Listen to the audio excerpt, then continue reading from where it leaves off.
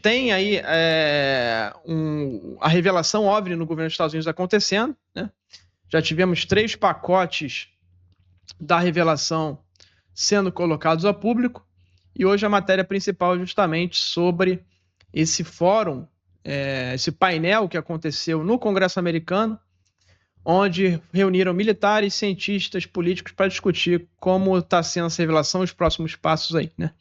E daqui a pouco vocês vão saber o que vai acontecer. E dentro desse painel, teve uma palestra muito interessante, que é a do professor, o PhD em História e Religião, em Teologia, que é o Carlos Eyre, que é um teólogo e historiador lá de Yale, né, que é uma das grandes universidades americanas.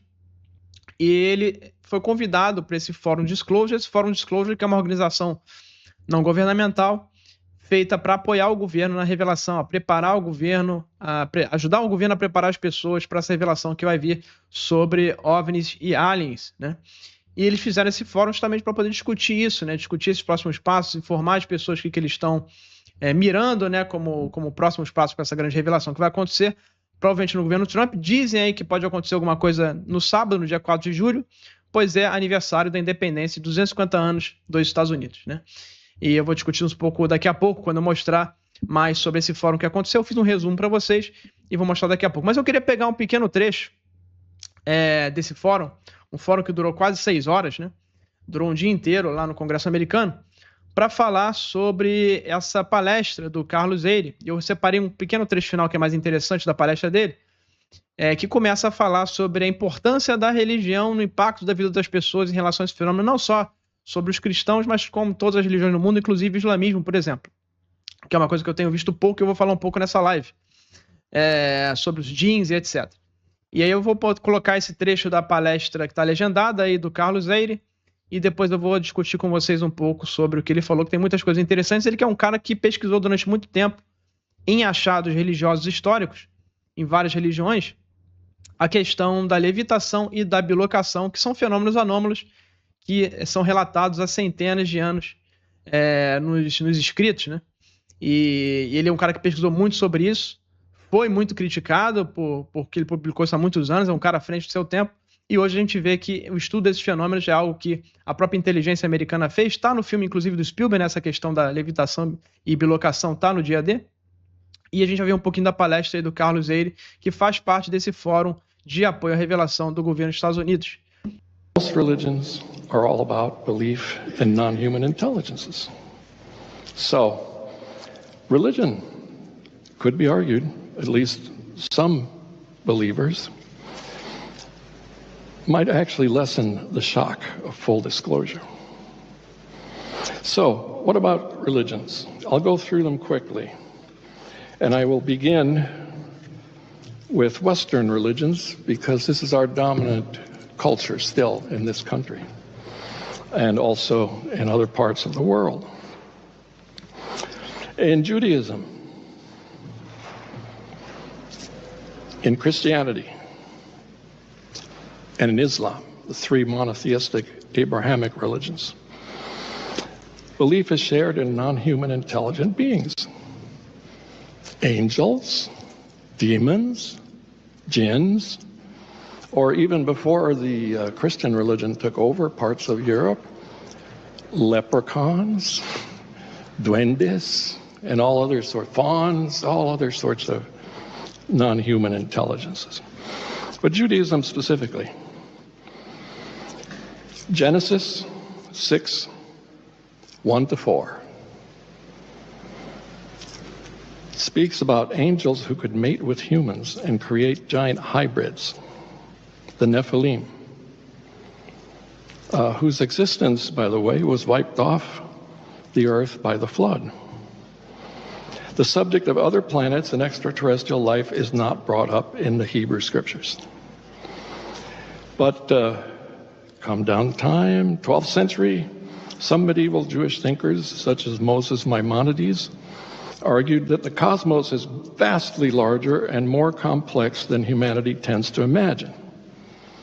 And just about the same time, Kabbalistic mystics spoke of multiple worlds and realms of existence. However, These were usually, and are still usually, understood in Kabbalah as spiritual dimensions rather than physical planets inhabited by biological beings. And to this day, in all the various branches of the Jewish religion, many contemporary Orthodox, conservative, Reformed Jewish thinkers hold that, number one, God could create life elsewhere if he wished. Two, that the Torah was given to humanity and does not need to describe every aspect of the universe. And number three, that the existence of extraterrestrials would raise interesting theological questions, but would not invalidate Jewish belief. Then, moving on down in time, Christian religion. History of Christian thinking about intelligent beings beyond Earth is much older and more diverse than many people assume. There has never been a single official Christian position, and views have ranged from humans are uniquely rational creatures to God may have created many intelligent races throughout the cosmos. But the central issue in the Christian religion has been and remains salvation by Jesus Christ. If there are other beings, how do they relate to this? How does salvation relate to other beings? It has never, not even into the 20th century, the existence of inhabited worlds beyond Earth has never been a major theological question in the Christian religion. But as I said before, Christians have believed in angels and demons. In the early centuries of the Christian religion, one thinker, Origen of Alexandria, developed a highly speculative Christian cosmology. And among other things, Origen said that God created a vast spiritual order populated by rational beings, and that angels, humans, and demons were all part of a larger family of rational creatures, and that the material world served as a setting for the education and restoration of these rational beings. Origen is credited with coming up with the method of the interpretation of Scripture carried out by Christians from the 3rd century forward. 3 different levels of meaning. So he's very important for that reason. But some of his teachings were condemned as heretical, including this one I just mentioned, that there might be other worlds with other creatures. Very complex thinker who was once described in the 13th century by a churchman in Constantinople in the following way: where Origen was good, no one was better. Where Origen was bad, no one has been worse. So, again, we're facing this complexity. My favorite quote on this topic from Origen is the following, and it concerns the sacrifice of Jesus on the cross. And I quote, "The altar was at Jerusalem, but the blood of the victim bathed the universe." Sort of universal cosmic application of this. Of course, there are disagreements. Throughout the Middle Ages, various Christian theologians took up the issue of why, not why, but could other planets exist, other worlds with intelligent life. The debate went something like this. Well, if God is omnipotent, of course, he has the power to create as many worlds as he wants and as many different kinds of beings as he wants. And in scholastic theology, which is all about debating and disagreement, Of course there was disagreement on this issue. There was never any kind of final answer to the question, are there other human, not human beings, but non-human intelligences out there? It's not until the early modern period, 15th through 17th centuries, when the discovery is made that the earth is not the center of the universe, that theological discussion changes. Figures such as Copernicus and Galilei transformed Christian understandings of the cosmos.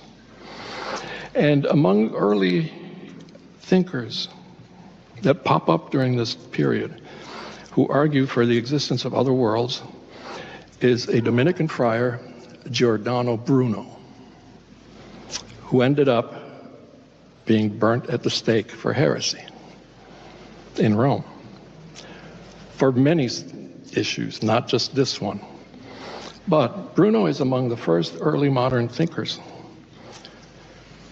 to argue that the universe is infinite and that therefore there must be life, intelligent life elsewhere. And I quote from Giordano Bruno, "God is infinite, so his universe must be too. Thus the greatness of God is magnified, the greatness of his kingdom made manifest. He is glorified not in one, but in countless suns, not in a single earth, but in 1,000, I say, no, an infinity of worlds." After Bruno, others began to pop up with more regularity in the 18th century. And the Enlightenment changes everything. Belief in inhabited planets became increasingly common among educated Europeans in the 1700s. Writers and theologians often assumed that a creator who made a vast universe would populate it with intelligent life. And among these was a Lutheran scientist, Emanuel Swedenborg, 18th century, who believed that countless worlds were inhabited and contributed to the fullness of heaven, and that in the spiritual world, distance was determined by states of mind and spirit rather than physical space. And he received visitors from Mars, Venus, Mercury, Jupiter, and the moon, which of course now makes him seem very silly by our current knowledge. But he had an impact, and others followed. And it all speeds up in the 19th century, and it speeds up even more in the 20th century. Notable Christian thinkers in the 20th century who took up the issue or the question of whether there are other intelligent beings out there were C.S. Lewis, Catholic theologian Karl Rahner, and Protestant theologian Wolfhard Pannenberg. What about contemporary Christian views? Well, I've already read at least a dozen articles where some pastor or minister or evangelist somewhere says, oh, if there are non-human intelligences and then this becomes known, many Christians will lose their faith. And it's probably true, yeah, it is, but not necessarily all Christians. Contemporary Christian views are all over the place, all over the spectrum. But the main question remains for Christians.